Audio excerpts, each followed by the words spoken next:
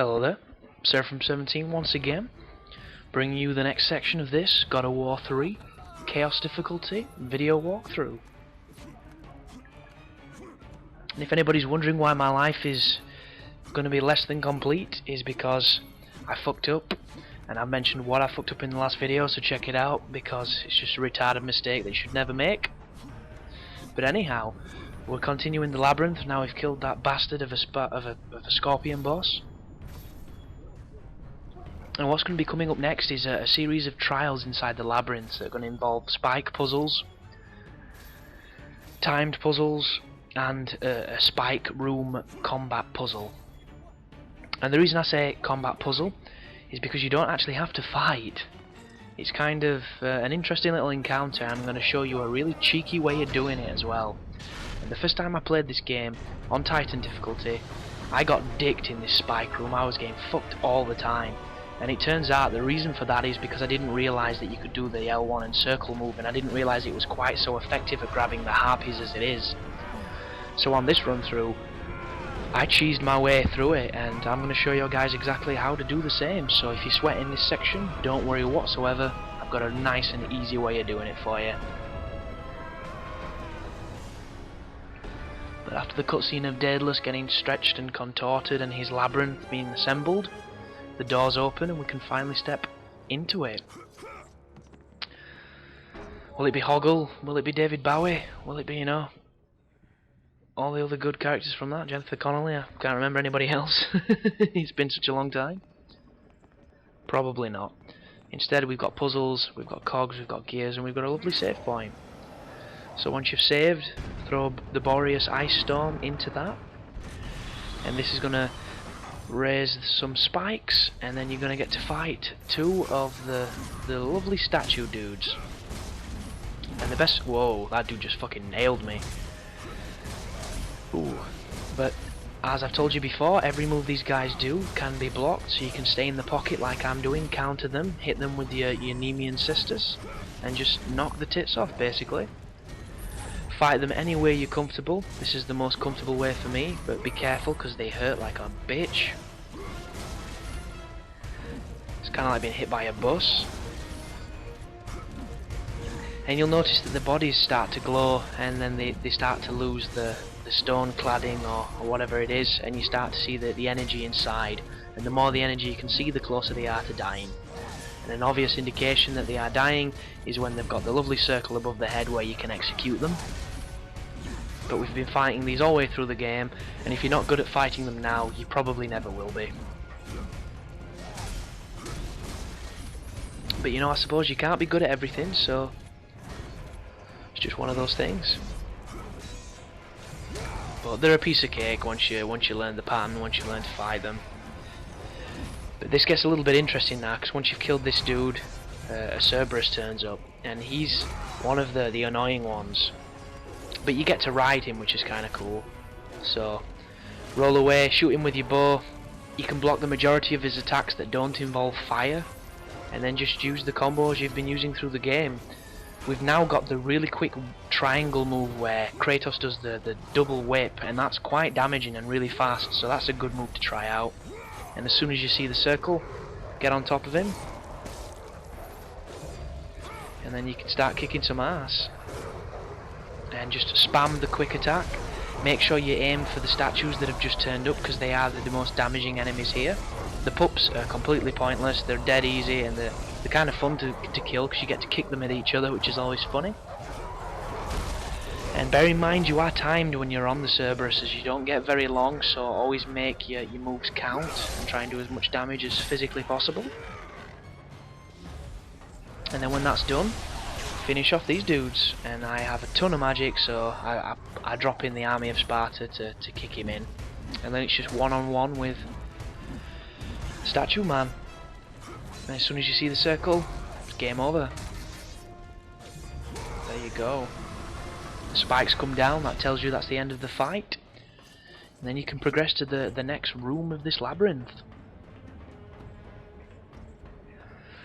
And there's actually a video coming up where there's a stretch of like highway between a save point and Pandora's chamber, and it corrupted when I recorded that section, so I don't actually have that part of the game on my videos, but it's literally walking forward for 5 seconds to the next safe point. You don't fight anything, it's a clear highway, there's nothing to be seen, there's nothing to be missed, so I apologise that it's not there. It's just I would have to play this entire game again to get to that section, and there's no fucking way I'm fighting that scorpion again. It can suck my dick. But when you're in this room, if you put the Boreas ice storm into that vent, it's going to tilt it, and then you're going to see exactly what you're supposed to do. So up there was a chest. Sorry, not a chest, it was a crank that you have to pull to open the door, and be careful of that. Over here is obviously a red orb chest and an upgrade chest, and you've got to come and time it with the fire, because if you don't, you're going to get set on fire and it hurts. But if you're not interested in this kind of stuff, if you just wanted to speedrun or something, you can completely ignore these chests and just carry on climbing up the wall to get to the crank, to get to the switch. And to do that, you have to climb this when the fire is down. So climb up there, jump onto this bit, and be as quick as you can, because you need to get on the other side. Once you're on here, you're pretty much safe. And now you have to time this for when it goes together so that you can jump to the other's blade. Jump across there like that. Stay on here or you will get squished. As soon as that starts to retract, climb up and then jump up. Once you've jumped up, you are now safe to land on that spike when it comes across and pull the switch. How simple was that? And once you've done that, puzzle solved.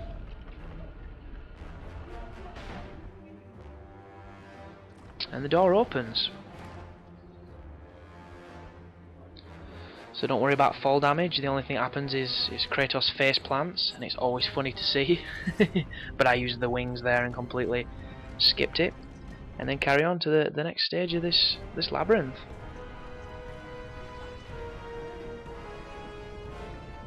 And it does a lovely dynamic camera shot now as it pulls out to show you the grandeur. And in here is a block puzzle with a twist. It's a block puzzle with a gravity twist, because you have to use the ice storm to switch to rotate this cube, and every time you do it, the pushy block falls to whatever face it rotates to, and you need to manipulate that so that you can use the block and put it on a switch.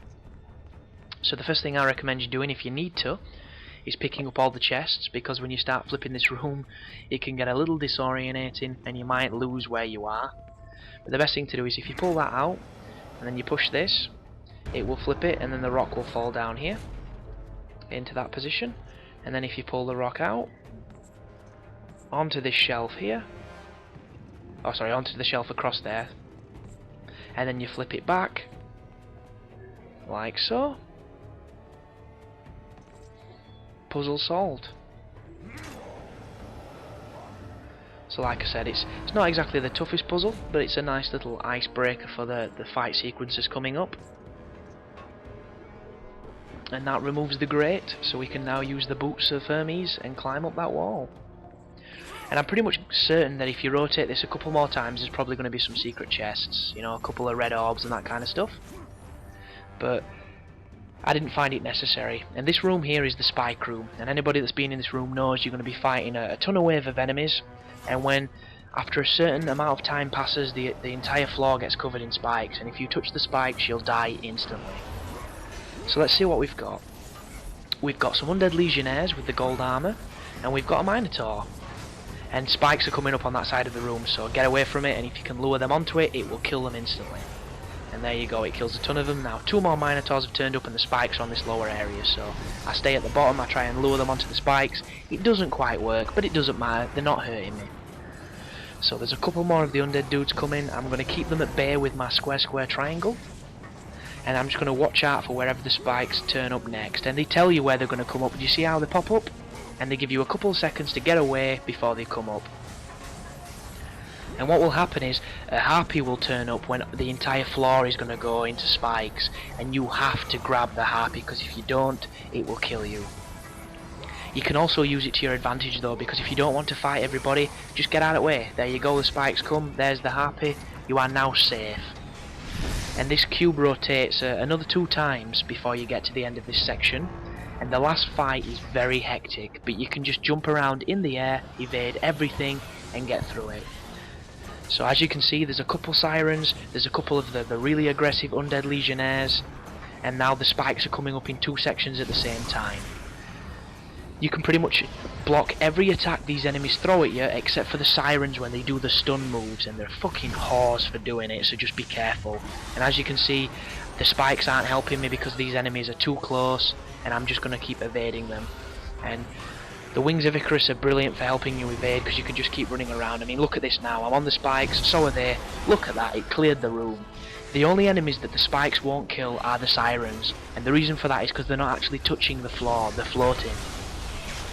And once again, if you do get into any kind of a bind, use your magic, you've got plenty of it.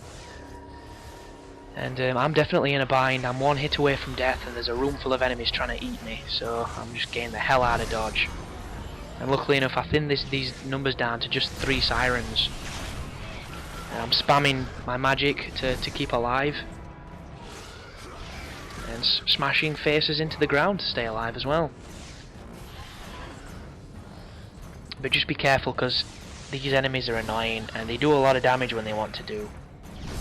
They also do a move which stops you from being able to control Kratos, and that is frustrating. But get off the spikes, be as careful as you can, try not to get cheap shotted. And when you see the circles above the heads, take that time to grab them. And you can just spam the throw move against the... get off the floor. Jump, do the L1 and circle, grab the harpy, and you're fine. There you go, it rotates you to this level, and there goes the door opening. And we used the spikes to our advantage, and we didn't die.